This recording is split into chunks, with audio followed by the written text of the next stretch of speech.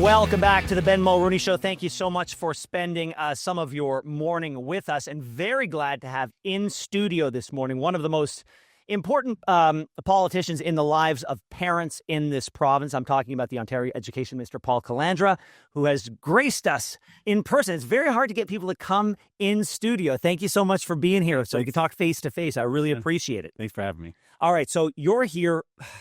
You must have been shaking your head. You did the heavy lift and the hard work and the difficult decision to really shake up the school boards, the 4 school boards in Ontario a few months ago. And now there's another one that has sort of run afoul of just proper governance and responsibility towards students and parents. Yeah. Talk to us about the Near North School Board and what happened. Yeah, well, look, I always remind people that when one of my first news conferences, I said it's not just about the boards we're taking over, but even those boards that might be in a surplus position, you better operate properly, or I'm coming after you. Yeah. And the Near North Board is a shining example. Now, Near North, it's North Bay, Parry Sound, so it's a very large board, but this is a board that is so completely dysfunctional, which had a new school, state-of-the-art school, which was supposed to open.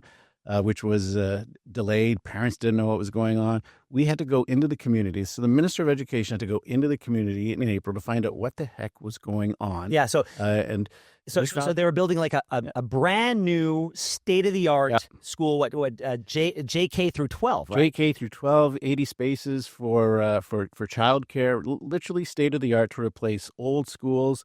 And it is a process that had started 10 years ago. 10 years ago. Was Metrolinx in charge of building this thing? Not that one. That's a good one. I'll give you that.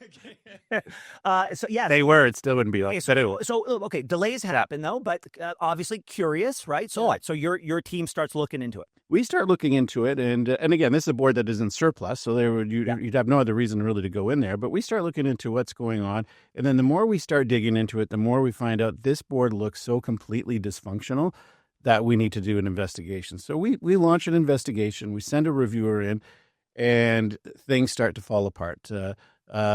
First of all, they don't cooperate at all with the investigator. What does that mean? They refuse to hand over documents. They're obfuscating on interviews. The director of education just absolutely flat out refusing to investigate. So we had to send our legal team in to remind him of his duties and his fiduciary responsibilities. Well, yeah. I mean, I got to say it because I'm saying this on behalf of the parents. Who do these people think they are? And who do they think they're working with when the education minister sends somebody in to investigate on behalf of the taxpayer and to the benefit of students and parents? And these guys are obfuscating and not handing over documents? Yeah, it just, and then of course, obviously, that raises even more alarm bells. And then as you get into the investigation, you really then start to uncover just what's going on at this board, the absolute inability of the board itself, the trustees who neither want to do their job or care about what their job is, are, as the investigator found, they're sowing dissent within their communities because they have personal agendas that run counter to the board's their board responsibilities. You have a director of education who's using his corporate card for family members, and there is no accountability on this whatsoever. This is a board, I'll just say this is a director of education who decided to move his office out of the board offices a couple kilometers away into a school that had been closed and surplused, I think 7 or 8 years earlier. So to avoid selling it, he decided he was going to move his office, his personal office, away from the administration center into this school where he has been ensconced for a number of years. It is so outrageous, and it has been allowed to continue. And we're stepping in, and we're gonna make some changes. That's sure. So, Minister, you did the evident thing with the first boards. This one probably came as a surprise, right? And you looked at it and, oh gosh, we've investigated it. It's a mess. Does this make you think we should do an audit of every single one across the province? Because even the ones that look good on paper may have some hidden dysfunction that needs to be dealt with. Yeah, 100%, Ben. And that's why we have Bill 33 in front of the legislature right now, and the opposition is humming and hollering over it. It allows me to step in if the legislature approves it. I have no reason to believe that they won't. It allows us to step in much quicker. Yeah. We don't need a deficit. Right now, we really need a deficit situation in order to take over a board or to launch investigations. Bill 33 allows me to step in much quicker, faster, and under a much broader series of circumstances. And I won't hesitate. I think we have an understanding now of where some of the problems are across the province, and we're going to step in on many more because we just can't allow this to continue. We just can't, right? If people read the report, and I know people have busy lives, but what is highlighted in this report is horrific, disgusting, and it directly impacts students, parents, and teachers. And I can't allow it to continue. Can you explain to our listeners how this sort of behavior would impact, besides the fact that school's not open yet, like the new school, but how would this behavior have impacted students and parents? Yeah, so let's talk about this for a sec, because it's a really good question. So not only, use of corporate credit cards in the wrong way, you had the director of education at this board hiring people at the senior levels who were essentially his friends without competition. The director of corporate communications has no experience in communications whatsoever. Thousands of dollars on staffing decisions without any accountability whatsoever. The schools that were going to be merged into this one super school, one of those schools was going to be transferred and will be transferred to the French school board. Yeah. It was an agreement that was made in order to get the $58 million. We'll transfer one of those schools to the French board, which is exploding in popularity. They then reverse that decision, the board, counter to an agreement, which then forces the ministry, if we don't fulfill our agreement, to then build a $50 million French school. All right. So on top of all of this. So they did this independent of any discussion with you, knowing that there was an agreement in place. They decided to ignore the agreement, tear it up, and then we found out that there was actually a conflict of interest because one of the trustees' wife teaches at one of the schools, and he decided, well, I'm not going to declare a conflict of interest. I don't believe it to be a conflict, and it just, you can't make this stuff up. Like you really can't make up what happened here, and then willfully going out into the community, these trustees, sowing dissension within the community to get people angry and hide information. Just counter to everything that a responsibility of a trustee. So the issues with this school board are different than the first time around, but is the remedy the same? Are you going to disempower the trustees and put one person above all? Well, under the terms right now, because the way the system works now, because I haven't passed Bill 33, I've given them 15 days to make corrections. And a number of recommendations. I'm highly skeptical that they'll be able to fulfill the recommendations that binding recommendations. And if they don't, which I don't think that they will, then I'll take further actions like I have in every other board. And it's not just them. I want to say this to every school board who might be out there listening, because I know you get transcripts of this. Be forewarned, this is coming to an end. It's coming to an end. What are you hearing from parents about the decisions that you've made and the willingness to throw down the gauntlet that you have made clear? Because in my talks with parents, we've got kids in the TDSB. Yeah. I don't know a single parent who views it as a negative. Now, I have my friends and other people have their friends, but anecdotally, it has not been viewed as anything but a positive. What are you hearing? Yeah, honestly, just the same. And parents, a lot of teachers who are stopping me, whether I'm shopping at Walmart or other places in my community, saying just keep going, keep going, keep going. Yeah. But a very real sense, I know what you're doing. We want you to keep going, but then they want to see the results and the benefits that come from it. And I completely agree with them. So we will come through for them, but it is keep going. There's such a level of frustration. If I told you today the anger I'm getting from parents who's in boards where they've canceled Halloween. You're not allowed to say Happy Halloween in a number of boards. And we're flooded with emails like, my gosh, can we just not be, and kids just not be kids? We are going to talk. I've got a few sort of these smaller issues that I want to bring up with you after the break. Very glad that you're going to be sticking around. Don't go anywhere. The Minister of Education, Paul Calandra, is sticking around for a second segment right here on the Ben Mulroney Show right after the break. Welcome back to the Ben Mulroney Show, and very glad that we are in conversation with the Ontario Minister of Education, Paul Calandra, who has stuck around for a second segment with us because we got lots to get to. In the previous segment, Minister, we talked about the changes that have come because of we need adults in the room, and the adults are now in the room at 4 school boards, now a 5th. But are the changes that you have made, is this the end of the road? Is this what governance for those school boards is going to look like moving forward, or is this a transitional thing until you come up with something else?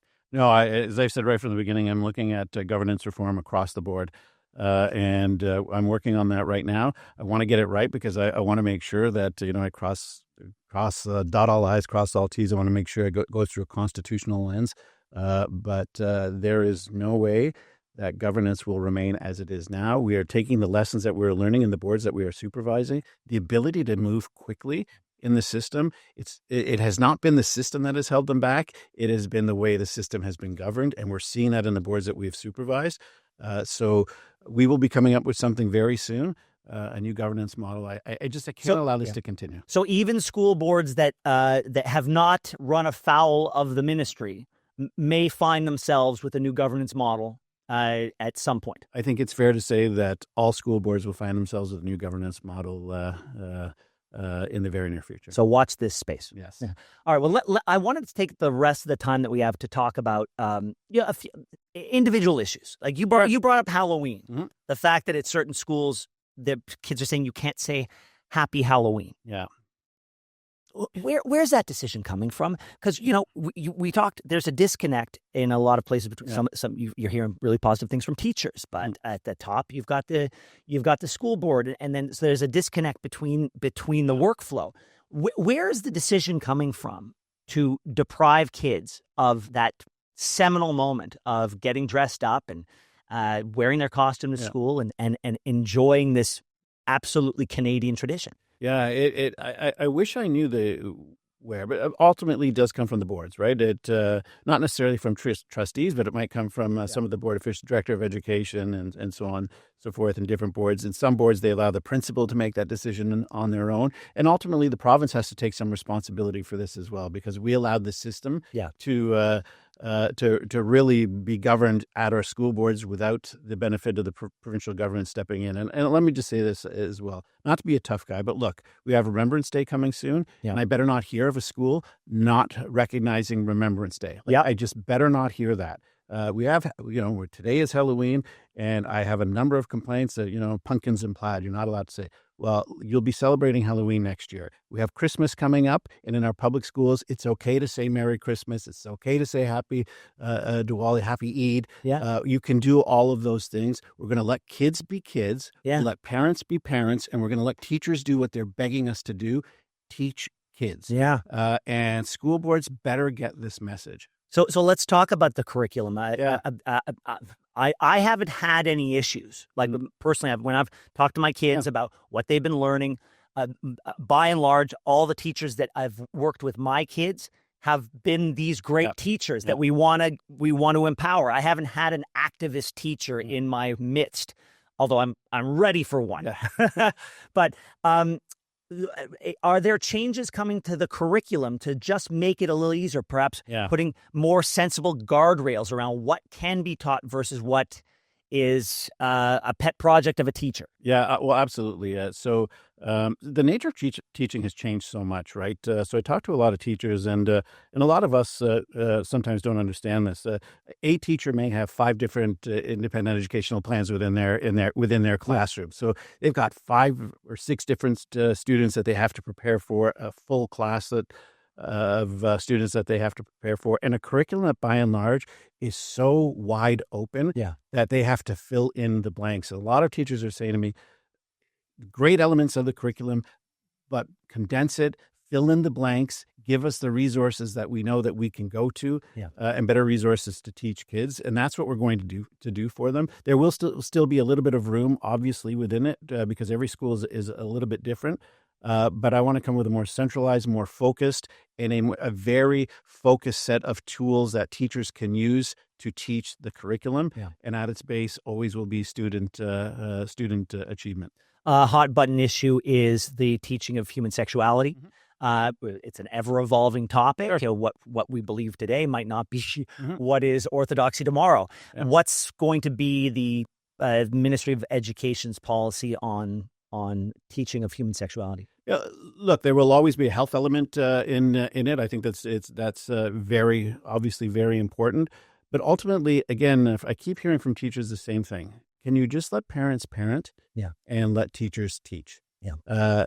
I have one teacher in particular. I was actually in Peel Region. I can't remember the school. Forgive me, but took me aside and basically said, you know, from day one, we teach our kids to love each other. We teach them to share from kindergarten. Yeah. It is the core of everything we do. We don't need mandatory time to teach them to love, to teach them to ignore differences and bring people together, because that's the core of what education does. And when you try to do it in a different way, you bring people apart as opposed to bringing them together. And that is at the heart of everything that we're going to do, frankly. Bring people together, eliminate the division within our schools, and focus on what brings people together as opposed to what divides them. Well, I think it was last week, Mike Drolet, last week, didn't we have some visuals of a classroom? I was in Peel Region? Caledon. Caledon. Yeah, he knows what we're talking about. The identity politics was so brazen. And it was actually kind of insulting because what it was teaching kids is judge a book by its cover. And a person like me, you're teaching a child on day one that if you don't look like me, you don't have a leg up. And so you're already ingraining in a child that they are not set up for success because of how they were born. That's crazy. Yeah. And as I said, you know, the system should focus on what brings them together and not, and when you do something like that, there are going to be those who disagree. Yeah. And that sows division within the school. And by and large, then that causes in other parts of the system, it causes parents to be aggressive with teachers. And teachers don't want to be in that position. Yeah. But we also have the problem right now where the curriculum is so open and so vast that you can fill in the blanks in the way that you want. So you got to narrow it down. We got to narrow it down. And we got to, if I hear it once, I've heard it a million times from teachers, you got to give us the materials to teach. Yeah. And I completely agree with them. And I say this to parents as well, to be very clear to parents. Teachers, the nature of teaching is so different. Contemplate this, that a class of 25, there may be 5 or 6 students who have an independent educational plan that teacher has to teach differently to those kids. And then the other 20 in a different, it is a very difficult, challenging job. So when they say they need more resources teachers, they're right. And it's time the ministry assumes its responsibility that over 50 years, we have allowed to go to the boards, and we're going to do that. And we're going to focus on results, focus on resources for teachers, and focus on what brings people together as opposed to what divides them. Lastly, in about the last minute that we have, I'd love to get your take on what would you tell schools that are flirting with the idea of canceling prom because it's either not inclusive or there's too many liability issues? I can't be more clear on this. If you're thinking of canceling prom, don't. Yeah. It is such an important part. And I hear, liability. I get it. There's liability issues. My prom was held at a banquet hall. The banquet hall held the liability, not the school. But taking that aside, it is such an important part of a student's journey, the prom. Can you think about where those kids, COVID took so much away from those kids earlier on, and now you want to take away this final, fundamental core memory that they're going to have or should have. They should have. It is a celebration of achievement, and this is a cohort that probably many didn't have grade 8 graduation. Yeah. Right? They missed so much, and now you want to go this extra step. No, bring it back and let us work with you, and we'll get it done properly. Minister Paul Calandra, thank you so much for being here. Thanks for being so candid. As I said, as a parent with kids in the TDSB, I'm very, very glad for the work that you've done. Looking forward to seeing what comes next. And please feel free to come back anytime you got an announcement, because I know that the listeners of this show, specifically in the province of Ontario, really want to hear what you have to say. Really appreciate it. Thanks so much for watching the show. Now, if you enjoyed what you saw, hit that subscribe button so you never miss another episode of The Ben Mulroney Show.